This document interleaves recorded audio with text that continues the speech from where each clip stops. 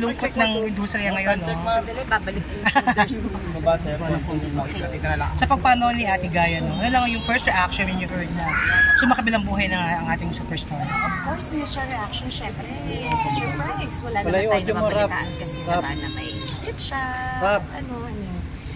Matagal tayong walang balita kay Ate Guy. But we know that she's okay. Pero syempre, yung unang gising mo kasi sa umaga, biglang ang daming sabak na mga messages and posts. So, parang ang tagal pang nag-sink in. Juday, you had two films. Yes, one when I was still 9 years old and one nung dalaga na ako. Okay. What were your fondest memories? Si Ate Guy, hindi mo talaga siya iisipin. Yung ang laking bituin eh, di ba? But once na makasama mo siya sa pelikula, wala, one of the guys talaga siya. Parang doon ko nakita na pwede palang ganito. Kasi parang siya makipag-usap sa crew, she's very down to earth, she's hindi, pero pag grumolyo ang camera, magugulat ako sa nanggaling. Very professional, no? Very professional. Right. Any chance na na-meet mo si Ate Guy? I've had the privilege of interviewing her muna. And then I got to meet her na finally nung sumama ako sa isang show with Judy Ann and Miss. Okay. Ano ba? Okay. Pero kamusta siya? Ray, kamusta yung meet mo sa kanya noon? How is she? Gano'n ka warm? Ang relation ko kay Miss Nora was, she was so tiny. Yet there was nothing fragile about her. She was so tiny yet she was such a powerful image. Liit niya, nagulat ako. Pero yung dating niya, talagang hindi yung, I don't know how to describe it, but I guess when you see her in person, yun talaga, there's nothing fragile about her. She was really oozing with confidence, with power, and quiet, there's this quietness about her that surprised me. Hindi kailangan magsumigaw. So, yun, when we had the show in LA, nang-witness ko yun, nagta-tiny bubbles sa audience. Ako, nahigop kami doon, we were backstage and napatakbo kami. So, ano siya, it was such a privilege to interview her and to have shared backstage moments with her. Miss Juday, acting lesson na nakuha mo kay Ate Guy. Si Ate Guy, hindi kasi siya yung tipo ng artista that would coach you, but she will support you, guide you all the way, and then mararamdaman mo naman kasi siya sa eksena, yun nga yung higop yun yung power niya yung hindi mo kailangan mag-motivate pag si Ate Guy ang ka-eksena mo kasi dadalin ka talaga niya. Dadalin ka niya, bibitbitin ka niya, gagabayan ka niya. Ang powerful kasi ng babae, from Direk Lupita Kashiwahara, Miss Nida Blanca. Ako yung pinakabago sa roster. Ako talaga yung... So that alone, overwhelmed na ako sa bigat at laki ng pelikula. Pero never kong naramdaman yun with Ate Guy and with this Miss Nida Blanca. I was really guided properly. And doon ko nakita na okay. Ibang klase. Juday, last na lang from me, ano yung, how do you want Ate Guy to be remembered? I think wala namang kailangan more words para kay Ate Guy.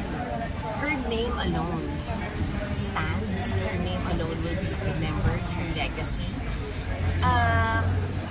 I think sa lahat naman sa atin, alam natin ang iniwan ni Ate Guy ay ang kahusayan niya sa pag-arte. Lahat naman tayo bilang tao may mga pinagdaanan, di ba? Good and bad. But then again, she remained to be a superstar and to be a true and honest star at that. Marami lang din talagang pinagdaanan. Pero nalagpasan, I think, napakalaking example nun na we really have to take care of ourselves, our legacy.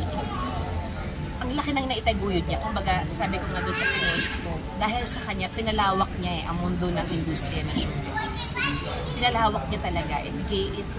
Gumawa siya ng daan para sa amin na mga hindi talaga yung picture perfect, di ba? Pero yung mga naaabot, nagkaroon ng pangarap ang maraming tao dahil sa kanya. So, I think that alone is her legacy.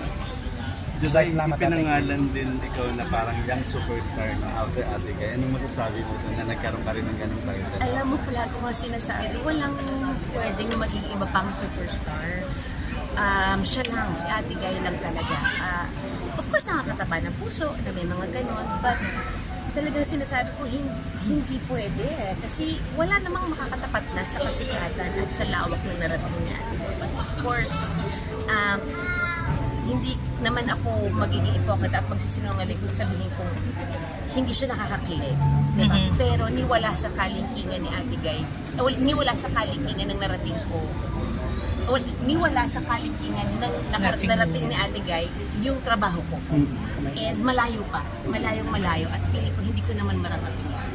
I'm just honored and napapasalamat ako sa thought na naging parte siya ng karera. Sa palagay mo, nung nag-uusap kayo before, may mga bilin ba siya sa'yo o mga payo? When it comes to life, may dumating ba kayo sa puntong? Wala, sinabi lang naman niya nun is, mahirap itong industriya to, pero hanggat mabuti at mababa ang loob mo, wala kang magiging mali. Kung may pagkakamali ka man, basta aminin mo, mamahalin ka ng tao hanggang dulo, hanggang huli. Yun ang naalala ko, pinakatandaan ko talaga na. Kung totoo ka, wala kang magiging problema. Problema na ng ibang tao kung hindi totoo sa'yo. Kung ano man yung mga pwedeng mangyari. Do you think you deserve niya talaga yung pagiging national artist? Of course. Of course, pag-usapan na lang natin yung body of work. Sa lawak na naibigay niya sa mundo ng show business. Yes, she deserves it. Basta lang sa akin, kung narinig ka ni Ate Guy na may gusto kong sabihin sa kanya, ano yun? Kapareho na maraming sasabihin at sinasabi ng mga tao, maraming salamat.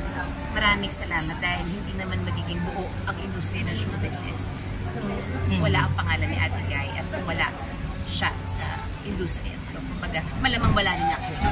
Kasi, di ba, tinanggal niya yung hulmahan eh. Nakapasok kami. Maraming nabuong pangarap dito. Maraming gumanda ang buhay dahil sa kanya. So, everybody's proud about that. Alam ko nakangiti si Ate Guy ngayon knowing na hindi siya makakalimutan ng mga tao. Ever. Maraming salamat. Thank you. Mars, picture lang, Mars.